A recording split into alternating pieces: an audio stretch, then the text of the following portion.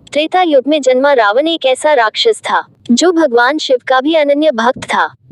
उसका जन्म ब्राह्मण राक्षस कुल में हुआ था, लेकिन उसके अंदर राक्षस प्रवृत्ति के गुण ज्यादा थे। ब्राह्मण होने के कारण उसे समस्त वेदों व शास्त्रों का अच्छे से ज्ञान था, लेकिन उसके कर्म राक्षसों के समान थे।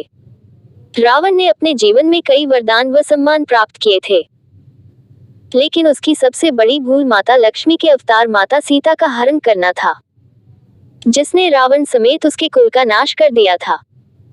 सप्त ऋषियों व 10 मुख्य प्रजापतियों में से एक महर्षि पुलस्त्य के पुत्र महान ऋषि विश्रवा हुए। दूसरी ओर राक्षस कुल में सुमाली के 10 पुत्र व 4 पुत्रियों में से एक कैकसी थी। सुमाली अपनी राक्षसी पुत्री कैकसी का विवाह उच्च कोटि के पुरुष से करवाना चाहते थे, लेकिन उन्हें पृथ्वी पर कोई भी ऐसा महान राजा दिखाई नहीं दिया। अंत में कैकसी ने महान ऋषि विश्रवा को अपने पति रूप में चुन लिया। ऋषि विश्रवा का पहले से ही एक पुत्र था, जिसे धन के देवता कुबेर के नाम से जाना जाता है। कैकसी से उनके विवाह के पश्चात उन्हें रावण पुत्र रूप में प्राप्त हुआ। रावण को कई नामों से जाना जाता है, जो उसकी विभिन्न विशेषताओं को दिखाता है, जैसे कि 10 सिर होने के कारण दशानन, दशग्रीव, दशाकंथा कहा जाता था।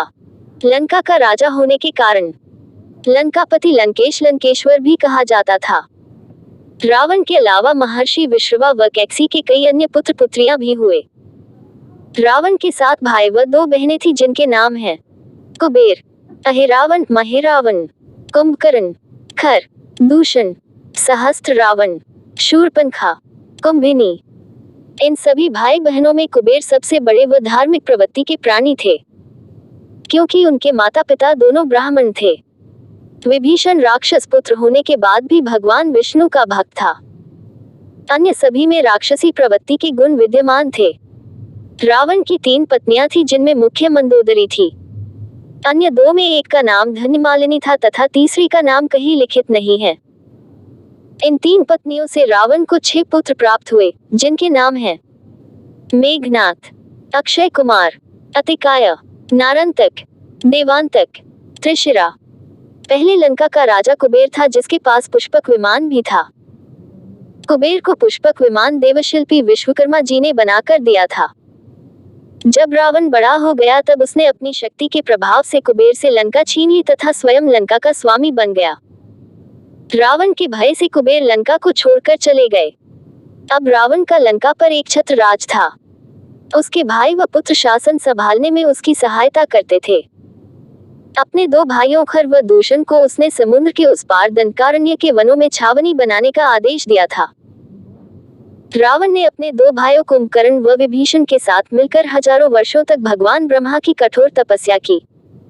इससे रावण को कई वरदान प्राप्त हुए। उसने भगवान ब्रह्मा के बनाए किसी भी प्राणी से अपनी मृत्यु न होने का वरदान मांगा, लेकिन मनुष्य व वानर को छोड़कर। रावण मनुष्य व वानर को तुच्छ समझता था, इसलिए उसने अपने वरदान में इन दोनों को नहीं मांगा। इसके साथ ही रावण ने अपनी नाभि में अमृत भी पा लिया, जो उसे कभी मरने नहीं देता था। यदि किसी कारणवश रावण का वध भी हो जाता, तो उसकी नाभि का अमृत उसे पुनर्जीवित कर देता।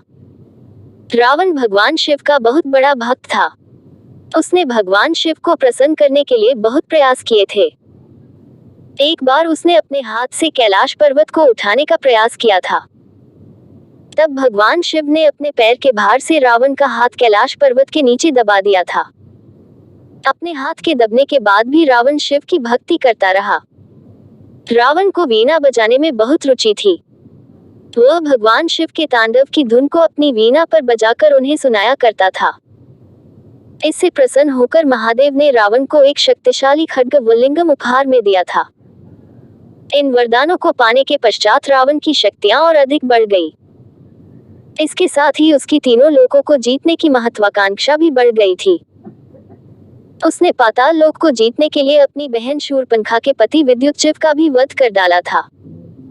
इसके बाद शूर्पणखा ने मन ही मन रावण के सर्वनाश करने की प्रतिज्ञा कर ली थी। रावण ने पाताल लोक पर अधिकार कर वहां का राजा अपने भाई हिरावण को बना दिया था। पृथ्वी लोक के कई राजाओं को भी उसने परास्त कर दिया था। उसके पुत्र मेघनाद ने देवराज इंद्र को परास्त कर बंदी बना लिया था। तथा उसका वध करने वाला था। तब भगवान ब्रह्मा ने आकर इंद्र के प्राणों की रक्षा की थी। सभी ग्रह व नक्षत्र रावण के नाम से भय खाते थे। उसने अपनी ही पुत्र वधू रंभा के साथ दुराचार किया था, जिस कारण उसे अपने भतीजे नलकुबेर से श्राप मिला था। वह किसी भी पराई स्त्री को उसकी इच्छा के विरुद्ध दुष्कर्म करने का प्रयास करेगा तो वह जलकर भस्म हो जाएगा। रावण अपने राज सिंहासन पर अपने पैरों के नीचे शनिदेव को रखता था तथा उसके महल में सभी नवग्रह, नक्षत्र इत्यादि दास रूप में थे। अपने इसी विश्व विजयी अभियान के कारण रावण का अहंकार 7वें आसमान तक पहुंच गया था। ऐसा नहीं है कि रावण ने जितने भी युद्ध किए उसमें हमेशा उसकी जीत हुई। उसे कई बार पराजय का भी मुख देखना पड़ा था, जैसे कि पाताल लोक में राजा सहस्त्रबाहु में उसकी हार होना, किष्किंधा नरेश बाली के द्वारा उसकी पराजय व 6 माह तक अपमानित होना। जैसे पाताल लोक में राजा सहस्त्रबाहु में उसकी हार होना। रावण के जीवन में जो सबसे बड़ी भूल थी वह थी मां लक्ष्मी के रूप मां सीता का अपहरण। एक दिन रावण अपने राजमहल में बैठा था, तभी उसकी बहन शूर्पणखा रोती हुई वहां आई। उसकी नाक व एक कान कटा हुआ था। शूर्पणखा ने भरी सभा में बताया कि अयोध्या के राजकुमार श्री राम के छोटे भाई लक्ष्मण ने उनका ये हाल किया है। इसके साथ ही श्री राम ने उनके 2 भाइयों खर व दूषण का भी वध कर दिया है। शूर्पणखा ने भरी सभा में सीता के रूप व गुणों का वर्णन किया तथा उन्हें रावण के लिए उपयुक्त स्त्री बताया। उसने सीता को विश्व की सबसे सुंदर स्त्री बताया। रावण सीता का ऐसा वर्णन सुनकर मनमोहित हो गया तथा उन्हें पाने के लिए बेचैन हो उठा। उसने अपने मामा मारीच की सहायता से माता सीता का पंचवटी से अपहरण कर लिया। इसके लिए उसने छल का आश्रय लिया तथा चुपके से माता सीता को लंका ले आया। वहां लाकर उसने माता सीता को स्वयं से विवाह करने के लिए बहुत मनाया, लेकिन वे नहीं मानी। रावण जानता था यदि वह सीता की आज्ञा के बिना उसके साथ कुछ भी करेगा तो अपने भतीजे के मिले श्राप के फलस्वरूप जलकर भस्म हो जाएगा। सीता अपहरण के कुछ माह के पश्चात रावण को किसी वानर के द्वारा अशोक वाटिका में उथल पुथल किए जाने की सूचना मिली तो उसने अपने छोटे पुत्र अक्षय कुमार को भेजा। वह वानर कोई और नहीं बल्कि स्वयं हनुमान थे, जो माता सीता को ढूंढते हुए वहां आए थे। हनुमान ने अक्षय कुमार का वध कर डाला। इसके बाद रावण ने मेघनाद को भेजा। मेघनाद के द्वारा हनुमान को बंदी बनाकर रावण की सभा में प्रस्तुत किया गया। हनुमान ने माता सीता को सम्मान सहित लौटा देने व श्री राम की शरण में जाने को कहा, लेकिन रावण ने उनका उपहास किया व उनकी पूंछ में आग लगा दी। इसके बाद हनुमान ने रावण की लंका को जला डाला और वह कुछ नहीं कर सका। इस अग्नि में रावण को बहुत नुकसान हुआ था, जिसमें उसके कई शस्त्रागार, सुरक्षा परकोटे इत्यादि जलकर खाक हो गए थे। तब रावण ने इसे वापस बनवाने में बहुत धन खर्च किया था। इसके बाद रावण को सूचना मिली कि श्री राम किष्किंधा के नए राजा सुग्रीव को साथ लेकर समुद्र पर सेतु बना रहे हैं। रावण के दरबार में सभी उसकी चापालूसी करते थे, लेकिन उसका भाई विभीषण उसे सही बात कहता था। जब विभीषण ने उसे श्री राम की शरण में जाने को कहा तो रावण अत्यंत क्रोधित हो गया। इसी क्रोध में उसने विभीषण को देश निकाला दे दिया। इसके बाद विभीषण समुद्र पार करके श्री राम की शरण में चले गए। ये रावण की दूसरी सबसे बड़ी भूल थी। रावण पूरी तरह से आश्वस्त था कि उसे व उसकी सेना को कोई नहीं हरा सकता। उसे कई गणमान्य लोगों जैसे कि उसकी पत्नी मंदोदरी, नाना माल्यवान, माता कैकसी, भाई कुंभकर्ण तथा अन्य कई लोगों ने माता सीता को लौटा देने व श्री राम की शरण में जाने को कहा, लेकिन उसने किसी की नहीं सुनी। अंत में श्री राम की सेना लंका तक पहुंच गई तथा अंगद के द्वारा रावण को शांति संदेश भेजा गया, जिसे रावण ने निर्लजता के साथ ठुकरा दिया।